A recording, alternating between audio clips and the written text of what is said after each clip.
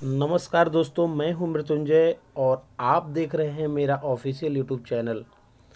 आज मैं आपको बताऊंगा कि इक्विटी फंड्स क्या है। क्या आप जानते हैं इसके बारे में? अगर नहीं जानते हैं तो आइए इसके बारे में विस्तार से चर्चा करते हैं। मैं अपनी पिछले वीडियो में बता चुका हूं कि म्यूचुअल फंड्स क्या हैं और ये किस प्रकार से काम करता है। जैसा कि हमने पहले भी बताया है कि म्यूचुअल फंड्स को हम 3 भागों में बांट सकते हैं। पहला डेबिट म्यूचुअल फंड्स, दूसरा हाइब्रिड म्यूचुअल फंड्स और तीसरा इक्विटी फंड्स। इन तीनों में से आज मैं केवल इक्विटी फंड्स के बारे में चर्चा करेंगे, जो इन तीनों में सबसे लोकप्रिय भी माना जाता है। आज बहुत से लोग इसी दुविधा में हैं कि इक्विटी फंड्स क्या होते हैं तथा किसी वेबसाइट पर इस फंड से जुड़ी कोई ठोस जानकारी उपलब्ध आज की डेट में बहुत ही कम है, ना के बराबर है।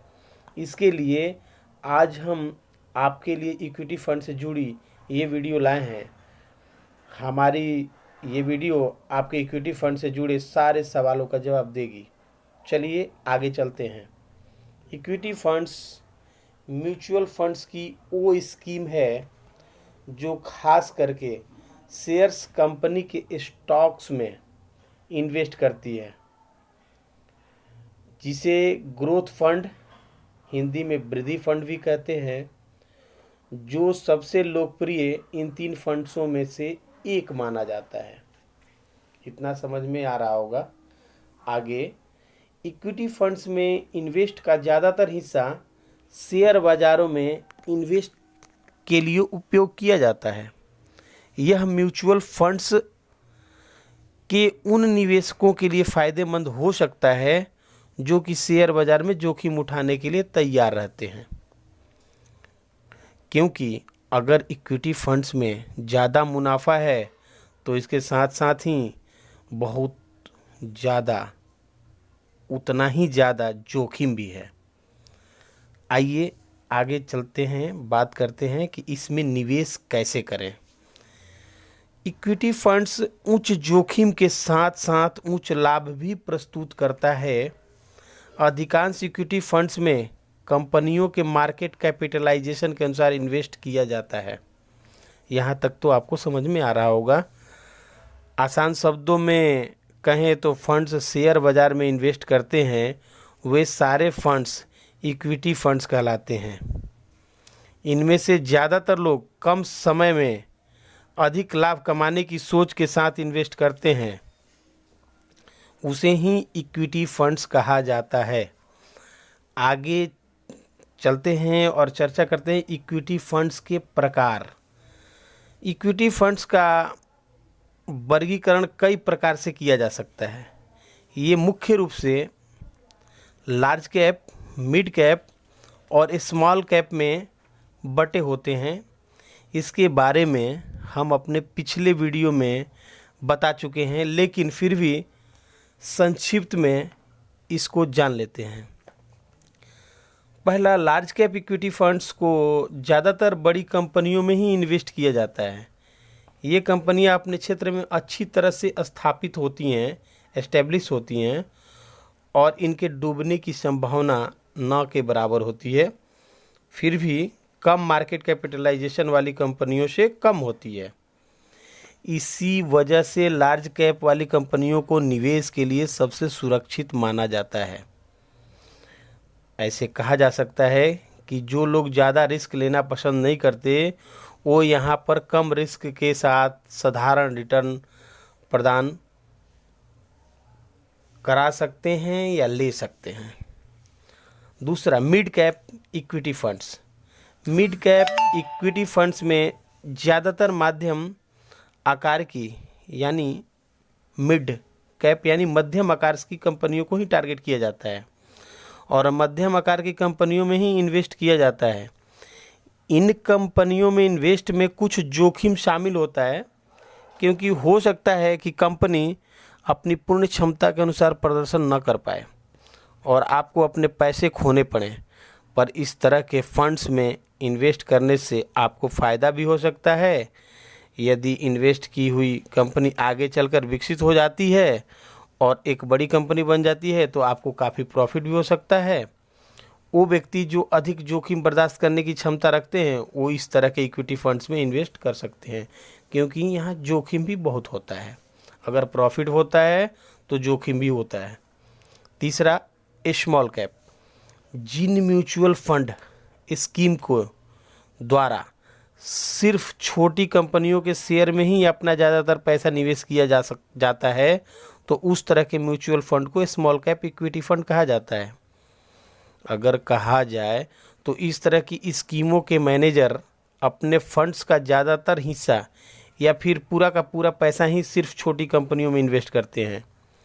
इसी वजह से इस तरह के स्कीमों में किया गया invest mid cap large cap funds की तुलना में काफ़ी ज़्यादा जोखिम भरे होते हैं, क्योंकि स्मॉल कैप इक्विटी फंड्स से मिलने वाला प्रॉफिट भी लार्ज या मिड कैप स्कीम की तुलना में कई गुना तक ज़्यादा हो सकता है। अगर देखा जाए तो स्मॉल कैप इक्विटी फंड्स केवल उच्च जोखिम उठाने की क्षमता रखने वाले इन्वेस्टरों के लिए अच्छा माना जाता है, क्योंकि इसमें बहुत ज़्यादा नुकसान भी हो सकता है और बहुत ज़्यादा प्रॉफिट भी हो सकता है। आगे हम इसमें सेक्टर फंड्स की बारे में बात करते हैं कि सेक्टर फंड्स क्या होता है। इससे तात्पर्य है कि सेक्टर विशेष में इन्वेस्ट इन फंड्स में सिर्फ किसी विशेष क्षेत्र की कंपनियों के शेयर में इन्वेस्ट किया जाता है। चूँकि इस सेक्टर फंड में किया गया इन्वेस्ट सिर्फ एक ही क्षेत्र पर केंद्रित रहता है, इसलिए फंड्स की दुनिया में सेक्टर फंड्स को बेहद जोखिम भरा माना जाता है। सेक्टर फंड में फंड के मैनेजर द्वारा अपनी बुद्धिमत्ता के अनुसार किसी ऐसे सेक्टर में इन्वेस्ट करता है जिसमें मुनाफे की संभावना सबसे अधिक होती है। अगर एग्जाम्पल के तौर पर देखा जाए तो रियल एस्टेट सेक्टर फंड केवल रियल एस्टेट कंपनियों में ही इन्वेस्ट करेगा। समझ में आपको आ रहा होगा। मेरे हिसाब से कहा जाए तो इन्वेस्टर को सेक्टर फंड में इन्वेस्ट करने से बचना चाहिए, क्योंकि इस तरह के फंड्स का कोई भरोसा नहीं होता।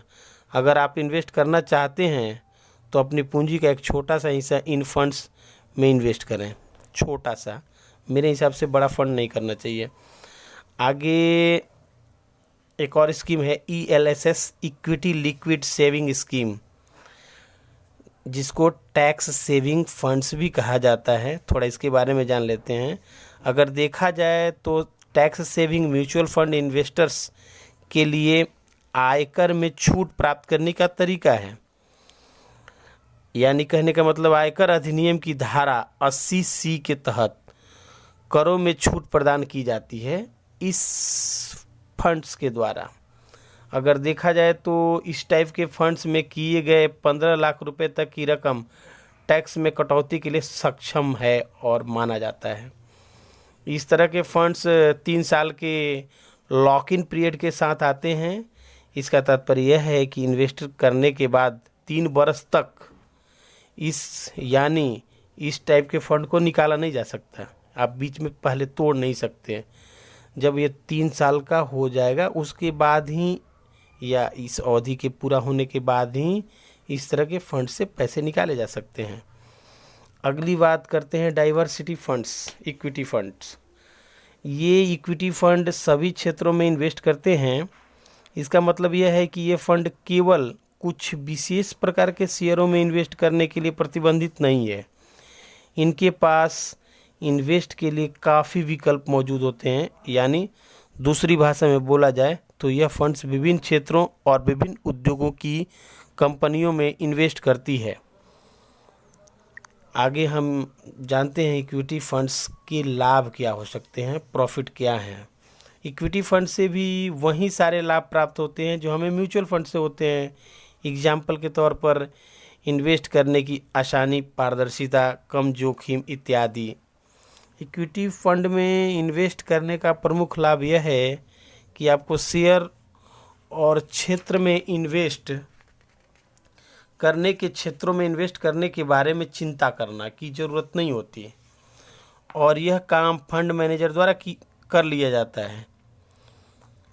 आज आपने क्या सीखा, मैं आशा करता हूं कि आप लोगों को इक्विटी फंड के बारे में समझ आ गया होगा। मेरा आप सभी से गुजारिश है कि आप लोग भी इस जानकारी को अपने आसपास रिश्तेदारों और अपने मित्रों को शेयर ज़रूर करें, जिससे कि हमारे बीच जागरूकता होगी और इस सब से बहुत लाभ होगा। तथा मुझे आप लोगों का सहयोग की आवश्यकता है, जिसमें मैं आप और नई जानकारी आप लोगों तक पहुंचा सकूं। लेकिन फिर भी अगर आपको हमारी पोस्ट में कहीं कोई कमी दिखाई दे तो कृपया कमेंट्स बॉक्स में अपनी राय ज़रूर दें और हमें उस कमी को सुधारने का अवसर दें। आगे मैं ज़रूर एक नया सब्जेक्ट के साथ फिर नए टॉपिक पे आऊँगा। तब तक के लिए मेरा नमस्कार स्वीकार करें। Thank you.